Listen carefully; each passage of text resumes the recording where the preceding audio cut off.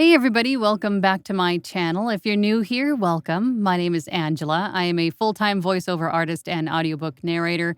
And through my channel, I hope to help those of you that are just getting started out in this wonderful world of voiceover. And I answer your questions and I share some tips and some techniques that I use in my own voiceover business to help you get started in yours. So today's question is regarding Fiverr's gig descriptions. And the question in particular was, what kind of URLs are acceptable to use in your Fiverr gig description? Or what kind of URLs can I share with my client? What is acceptable to Fiverr and what is not acceptable to Fiverr? Because the last thing that you want to do if you're on Fiverr, if you're a seller on Fiverr, is to inadvertently share something that can get you a violation. And as we all know, multiple violations in Fiverr through your gig can get you banned or get your account restricted. So we definitely don't want to do that, especially for those of us that have, climbed up into the ranks because, you invest all of this time and effort into growing your Fiverr profile up to, level 2 and then top rated. You definitely don't want to jeopardize your account by inadvertently, accidentally sharing the wrong kind of URL.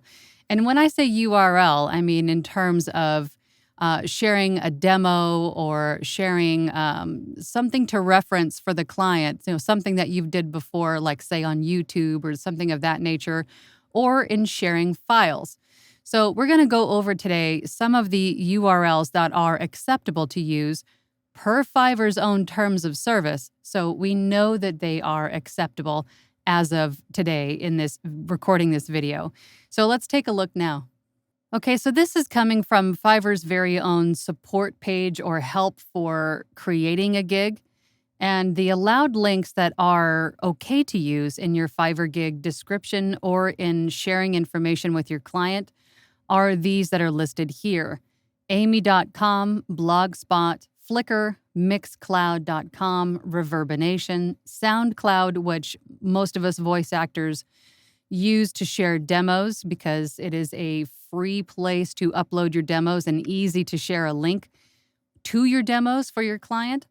Spotify, same thing for Spotify, for music producers or TeamViewer, Tumblr, Vimeo, again for voice actors if you want to show, or video creators, if you want to show a client something that you have done before.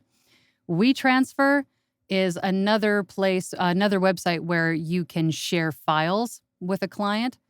Wikipedia.org, YouTube.com, again, to share videos is a good opportunity to show something that you've done before to a client.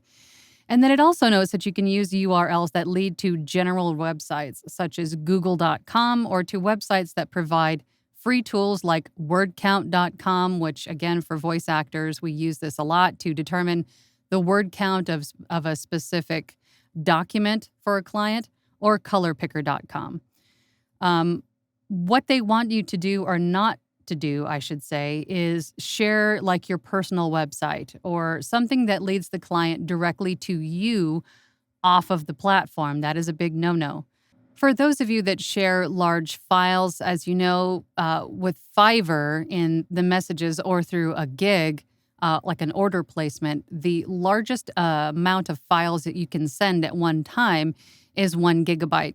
So if your file is over 1 gigabyte, then using a service like WeTransfer or Google Drive folder link is acceptable.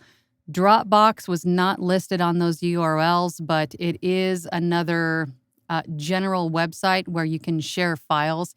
It doesn't exactly lead a client directly to you. So I have personally used Dropbox, but don't quote me. I'm not saying that it is an acceptable URL, but I would think it would be. I've used it before, like I said, without any issues, but more often than not, I try to stick to Google Drive and share folders that way. But as long as you're not sending them, again, to your personal or to your business website, directly to you in any way, shape, or form, and do not share your phone number, do not share your email address. If a client sends you their email address, they need to be careful as well because that is personal contact information. And some clients don't really understand or maybe perhaps skimmed through the terms of service and didn't read that part about sharing personal information. You cannot do that with Fiverr. It is taking a risk again to catch yourself a violation. And if you get enough of those, then your account can be restricted. So if you have a client that reaches out to you and says, this is my project, and if you have any questions or if you're interested, please contact me, and then they give you their email address. Don't respond with their email address. Respond back to them. Thank you very much for your interest in me. I would love to work with you. However, due to this site's terms of service, we need to keep all of our conversations here on the platform. And that is a nice way of saying, obviously, I'd love to work with you, but we can't communicate off platform because that is a big no-no per the site's terms of service.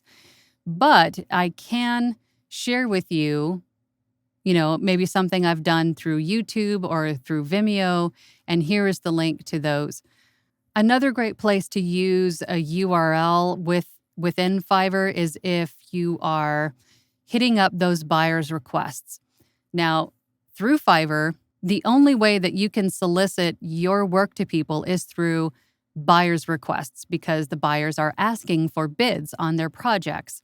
And when you send a response to one of these listed jobs, you can include a link to your Spotify demos if you want to, because when you're responding to a client through your buyer's requests, there isn't a place to attach a file for a demo, for example.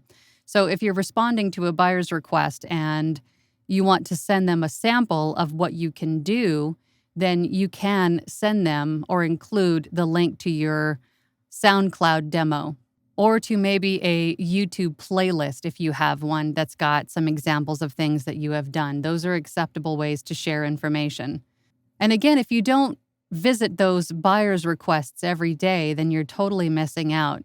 Every seller has 10 buyer's requests that they can send or answer rather every single day.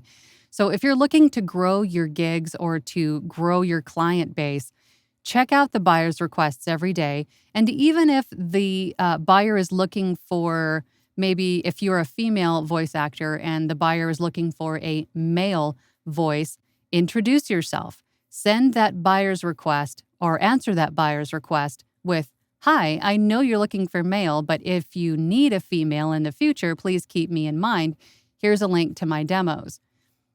That is definitely a way to help grow your business in the very beginning or to, continually meet new clients and market yourself. That is the only way that you are allowed to do this on Fiverr. If you reach out to people via messages to market yourself, you run the risk of being flagged as spam and also could get yourself banned or your account restricted on Fiverr. So definitely don't reach out to people to introduce yourself or ask for work through the messages. Stick with the buyer's requests for that purpose. So that was today's question, and that question again was, what URLs are acceptable to use on Fiverr to share information with a client? And I hope that answers your question. Thank you so much for your time today. If you have a question about VoiceOver or Fiverr or ACX or Upwork or anything VoiceOver related, please leave your comments or questions down below. I really appreciate it. If you would like any more information about me, my work, or how I can help you get started in VoiceOver, check out my website at voiceoverangela.com. Thank you so much for your time, and if you found this video helpful, please hit the like and subscribe buttons. I really appreciate it, and I'll see you next time. Thanks. Bye.